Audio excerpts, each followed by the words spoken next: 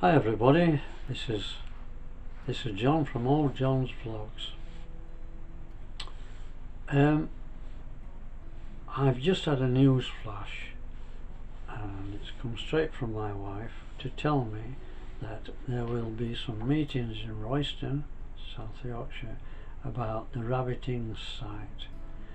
Now, I've been involved with the Rabit Ings along with many local people, including my good friend Bill Newman, and been involved with that site a long time. When we first got involved with it, it was a slag heap, or a muck stack as we call them around here, and it used to catch fire, and the only people that were using it was off-road motorcyclists at one point. And there was footpaths around the bottom of it which I used to go on, and I used to watch wheatear on there, and I'm pleased to tell you wheatear still get on that site. Now the slag heap was, I don't know, for people who don't know what a slag heap looks like, and I'm welcoming people from all over the world as I normally do. A slag heap is slag, soil and all sorts of rock that came out of the ground while our hard-working miners were getting the coal out of the ground, and in terrible working conditions sometimes. And these slag heaps were just piled up on the soil, and they became big mounds, black, grey eyesores really, and you couldn't escape them. Wherever you looked you could see one. There were several up and down the locality, and one by one they were landscaped or in some way. One was one called the Ellis Lath Farm, that had a slag heap on it. Before it had coal coming out of the ground, it was farmland, and it's now been landscaped and turned back to farmland. That's wonderful. And then there's one slag heap, a really big one, being transformed, landscaped at Carlton near Royston, South Yorkshire. And if you go up that one now, you don't have to be a young person. If you go up there now on a clear day, you can see York Minster. So all these things have been turned into wonderful secondary things, instead of being left idle and left for rubbish to collect on them. They're all well, nature reserves in their own right, some of them, because they've been planted up with trees. Anyway, getting back to the news flash, which is Rabit Ings, it was, as I've said at one time, just a pit slag heap. It got its name later, and it's got a very large white rabbit on site, for you to see when you're in the car park. Not always visible when the grass has grown, but it is there, hence its name.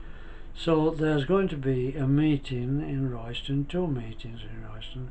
One of them will be specifically for the Rabit Ings site, and I'll be going along to that one and listening to what's got to be said, because people are really using it as a facility now for walking their dogs, running, cycling,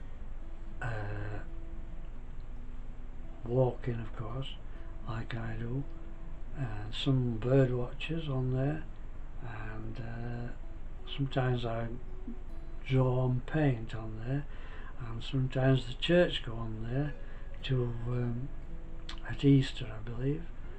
So it's used quite a lot, and I suspect that it's going to get used a lot more It's a wonderful facility now for local people to walk around, and when you get to the top, the air is wonderful up there. You can see for miles, you can see into Barnsley, you can see the hospital, the town hall on a clear day, and so on and so forth. So it's well worth the effort.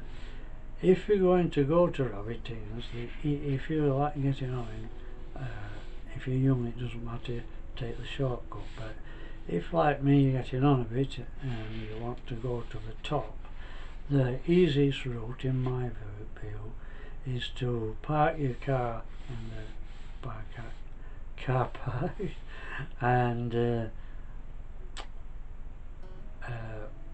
when you go out of the car park you'll come to a little gate there. Go straight through the gate, come to the bottom of a T-junction walk, take the left-hand walk and walk right round the back of the Rabit Ings site, and then come turn right to walk up the embankment, and there's just a small stretch there which is quite difficult, rather than taking a long haul, which is very difficult for some people. Then when you get round the back, go to the top, and it's well worth the walk. So I'm not really sure what's going to happen on Rabit Ings. I think they want to do some more work to it. What I would like to see is more trees planted on there, and one of the things that has been a bonus for me in particular is that my own what can I say, my own garden has been has more species of birds now because of the Rabit Ings site, because diversity on the site is wonderful, and there's lots of teasels on there which have brought goldfinch into the area, and we get lots of goldfinch now, but that's a national thing. The numbers are up at the moment for goldfinch, but we're getting at least 8 goldfinch at the moment. And also I can give you some information about the garden, or what we did for our garden, because we've gardened with nature in mind, and it's brought all these things in. Anyway, the Rabit Ings site, it will go from strength to strength. If there's any local people watching this video, please try and get onto the meetings at the local library, and I think there'll be displays on there, and you'll be able to have your say, see what you want to the Rabit Ings to turn into.